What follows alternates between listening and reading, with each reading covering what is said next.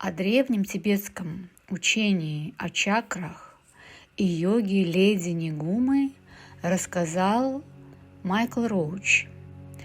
Это буддийский монах, который более 25 лет провел в тибетских монастырях.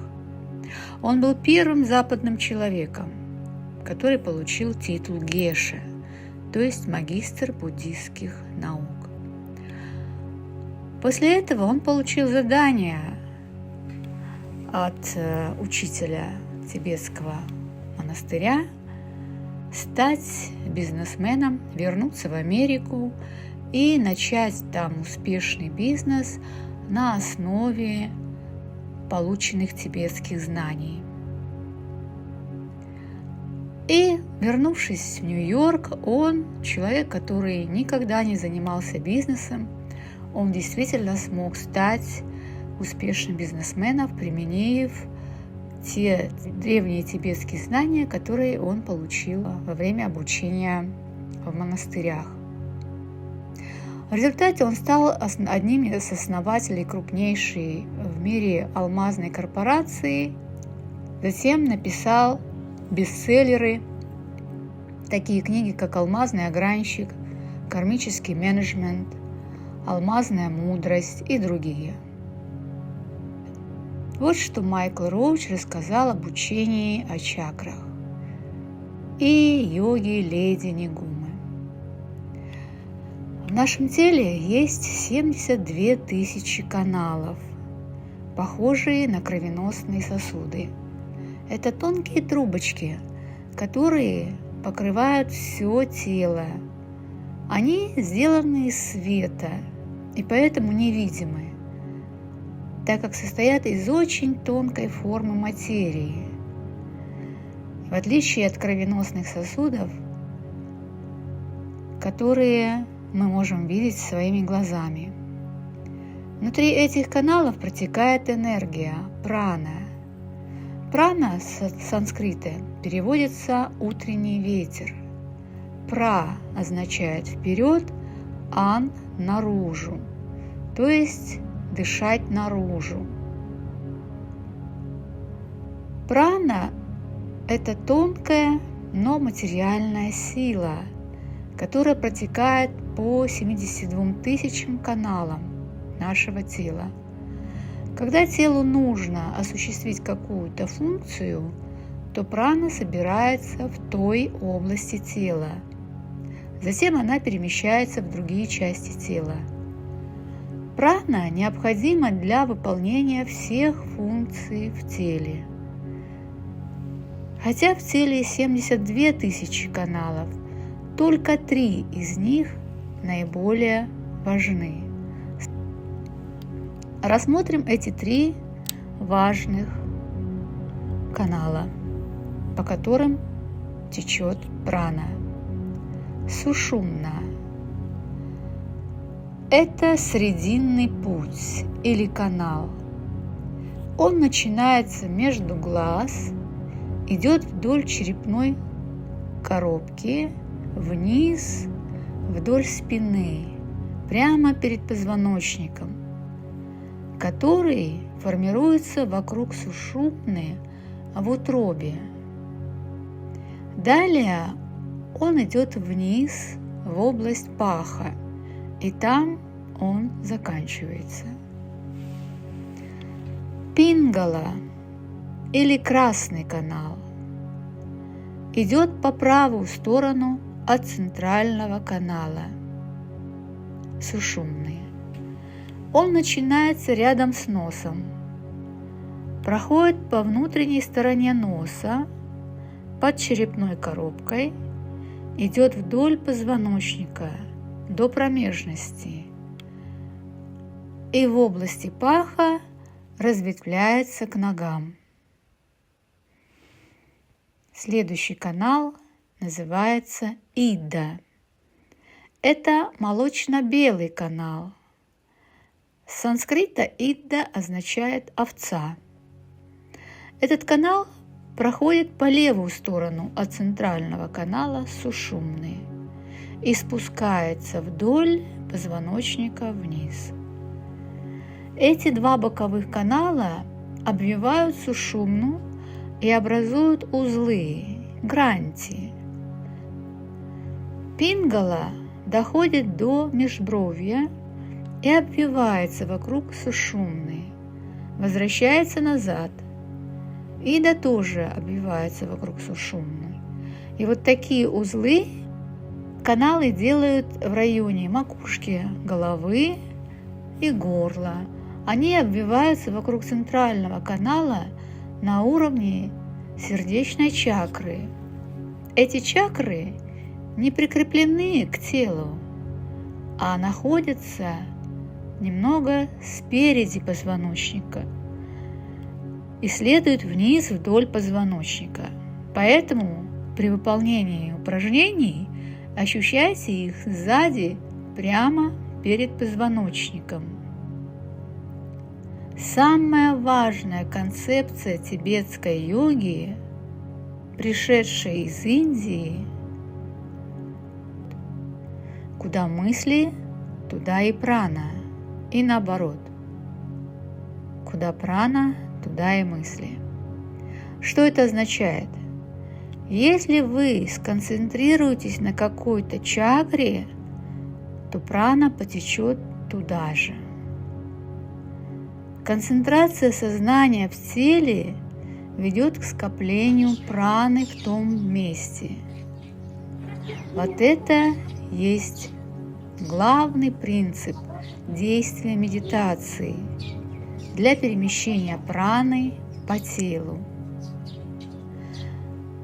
Помимо концентрации мысли, прану можно перемещать с помощью физических действий или упражнений. Эти перемещения праны являются внутренними и внешними методами йоги. В гранте или узлах оба канала сдавливают сушумну, и прана скапливается в центральном канале в тех местах, и оттуда появляются новые мелкие каналы. Например, в сердечной чакре 8 каналов расходятся в стороны. Если посмотреть на позвоночник сверху, то видно каналы, расходящиеся в стороны, как спицы в колесе. Поэтому чакра в переводе с санскрита означает колесо. Таким образом, чакры – это места, где боковые каналы пережимают центральный канал, и с того места выходят новые каналы в разные стороны. Прана течет, и она играет роль переносчика наших мыслей. Но конкретные мысли привязаны к конкретным каналам. Если прана течет по пингале, мы расстраиваемся, завидуем, ревнуем. Это все горячие, так сказать, эмоции. Они текут по красному каналу, пингале, или мужской канал. Если вы расстроены, значит прана затекла в пингалу. Если вам чего-то хочется, значит прана затекла в иду. Это канал желаний, которые причиняют ущерб другим людям. Если прана течет по сушумне, то человека посещают добрые мысли, мудрые мысли, мысли сопереживания. Такой человек обретает мудрость, бессмертное тело, и он может помочь остальным людям и сам станет просветленным. Когда сушумна раскрыта, то тело превращается в свет. Теперь рассмотрим, в чем заключается смысл йоги с точки зрения протекания праны по этим энергетическим каналам или чакрам. Цель в практике йоги – это ослабить узлы, которые сдавливают нашу возможность стать осознанными. В йоге леди Нигума имеется 6 комплексов упражнений. Рассмотрим только первый комплекс. В первом комплексе есть 4 этапа. Для каждой чакры делают 4 вида асан. Первая асана – это скрутка. Для того, чтобы раскрутить боковые каналы и освободить центральный канал. В конце концов, эти 2 боковых канала сохнутся и останется только центральный канал.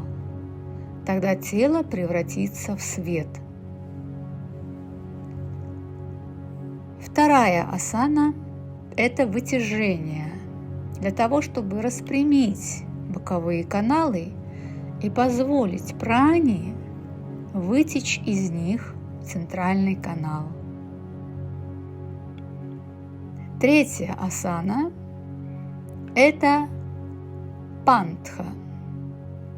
Для того, чтобы собрать прану, высвободившуюся из боковых каналов, и засосать ее в центральный канал. Это некие засасывающие движения. Четвертая асана – растряхивающий прану и распределяющую ее по каналу, по центральному каналу сушумна. Чакры нужно прорабатывать последовательно, снизу вверх, раскрывая их по порядку. Смысл состоит в открытии чакр одна за другой по порядку.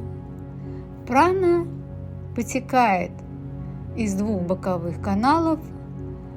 Его называют канал злости, это пингала, красный канал, и канала желания, это ида.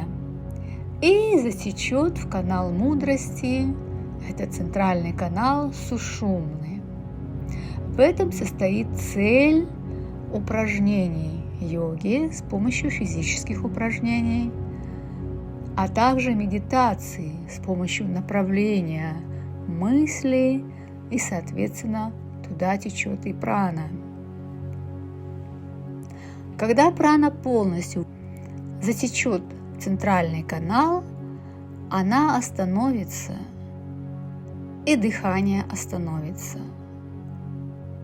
Вам больше не нужно будет дышать. Тело перестанет питаться пищей. Ему не нужно будет уже ни пища, ни вода, ни дыхание, воздух. Тело начнет питаться от любви, от мудрости. Тело изменится, и тогда произойдет несколько вещей. Первое. Когда откроется сердечная чакра, вы испытаете абсолютную любовь. Вы увидите всех существ во всех мирах и испытаете любовь к ним. Второе. По мере того, как сушумна будет раскрываться и наполняться праной, тело превратится в свет. Вы достигнете чистого тела, у которого появится способность регенерировать себя, а также помогать другим. В этом и заключается цель йоги. Об этом учат древние тибетские рукописи.